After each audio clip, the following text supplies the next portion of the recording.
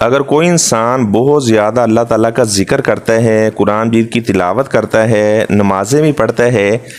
لیکن اس میں تبدیلی نہیں آ رہی، جیسے وہ پہلے گناہ والے کام کرتا تھا، تلاوت اور ذکر کرنے کے بعد بھی اسی طرح گناہ والے کاموں میں مبتلا ہے، تو اس انسان کو چاہیے کہ پہلے وہ اپنا تزکیہ کرے۔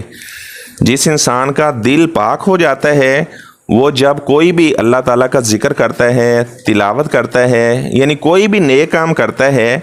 تو اس نیک کام کی وہ لذت محسوس کرتا ہے۔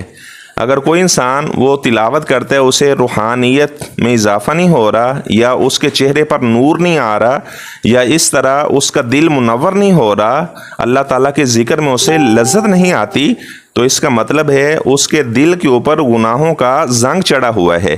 پہلے اللہ تعالیٰ سے وہ خلوص دل کے ساتھ توبہ کرے، معافی مانگے، اس کے بعد جب بھی وہ تلاوت کرے گا، اللہ کا ذکر کرے گا، نماز پڑھے گا، تو وہ روحانیت کے اثرات دیکھے گا اور اللہ تعالیٰ کی عبادت میں اسے لذت محسوس ہوگی۔ اللہ تبارک و تعالیٰ ہمیں اپنا تزکیہ نفس کرنے کی، تزکیہ قلب کرنے کی توفیق عطا